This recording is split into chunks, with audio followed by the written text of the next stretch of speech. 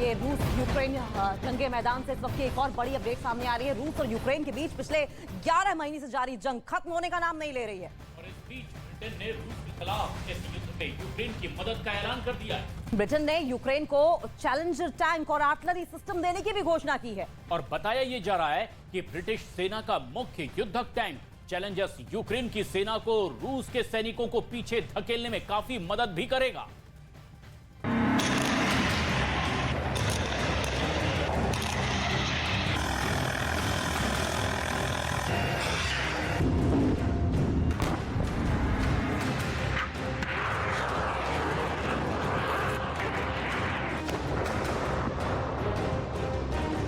इन धमाकों, इन हमलों के बीच ज़ेलेंस्की हारेंगे या जीतेंगे, यही यूक्रेन युद्ध का सबसे बड़ा सवाल है।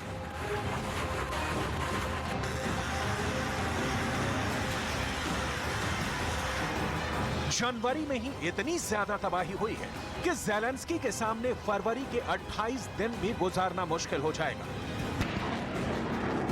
इसलिए इंटरनेशनल रिपोर्ट्स यही कयास लगा रही हैं कि 2023 की शुरुआत में ही यूक्रेन युद्ध का फाइनल चैप्टर शुरू हो जाएगा। यानी 2023 की शुरुआत से ही ज़ेलेंस्की युद्ध हारना शुरू कर देंगे। ज़ेलेंस्की डॉनबास में हारे, मारियोपोल में हारे, लिसिचांस्क में हारे, सेवेरोडोनेत्स्क हारे, कीव और खार्किव पर कब्जा बनाए रखा, लेकिन ज़ापोरिज़िया पर कंट्रोल खो दिया।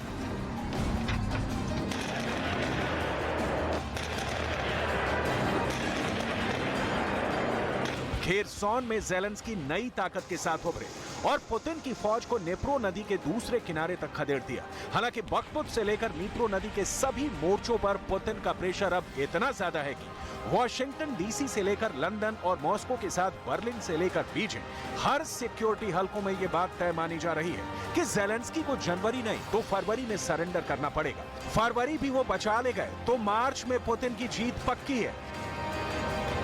लेकिन इन सब के बीच यूक्रेन की एक उम्मीद है जिसका दामन ज़ेलेंस्की ने बहुत मजबूती से पकड़ा हुआ है, और वो है ब्रिटेन, जो ज़ेलेंस्की की हार और जीत के बीच एक बड़ी दीवार बनकर खड़ा हो गया है। ब्रिटेन ने ज़ेलेंस्की की आखिरी पल तक मदद करने की कसम खाई है और ये बात ज़ेलेंस्की के लिए बड़ी राहत वाली है।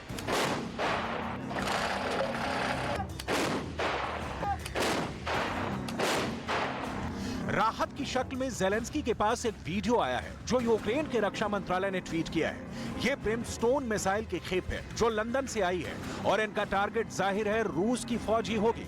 ब्रिमस्टोन मिसाइल कितनी आई है ये अब इस बात से समझ लीजिए कि इसे ट्रांसपोर्ट करने के लिए ब्रिटेन की रॉयल एयरफोर्स के विमान C-17 ग्लोब मास्टर का इस्तेमाल करना पड़ा है। यानी ज़ेलेंस्की को जो भी हथियार सप्लाई किया जा रहा है उसमें तादाद मायने नहीं रखते। ब्रिटेन की पूरी कोशिश है कि इस वक्त पुतिन की फौज को किसी भी तरह से यूक्रेन से खदेड़ दिया जाए और इसमें ब्रिमस्टोन बड़ी भूमिका अदा कर सकती है। ब्रिमस्टोन एक एंटी शिप मिसाइल है। इसकी रेंज अलग अलग वर्जन में 20 किलोमीटर से लेकर 60 किलोमीटर तक है।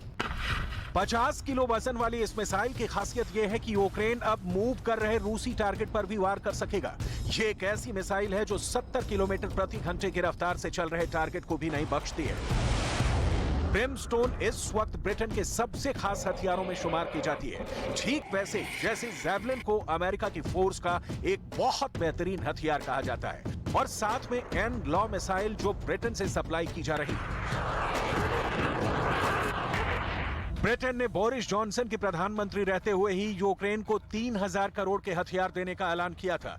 इसमें यूक्रेन के लिए रेडार सिस्टम भी है, ड्रोन भी है और एंटी टैंक मिसाइल भी है। ज़ेलेंस्की को इससे बहुत ज्यादा फायदा होगा या नहीं ये अभी पता नहीं,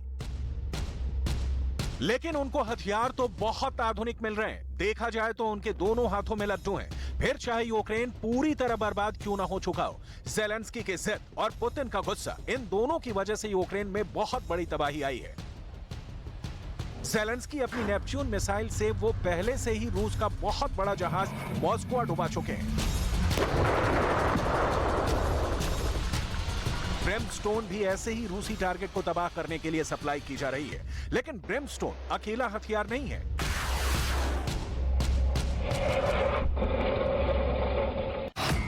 ब्रिटेन ने यूक्रेन के लिए अपना स्टॉर्मर एंटी एयरक्राफ्ट सिस्टम भी पेश किया।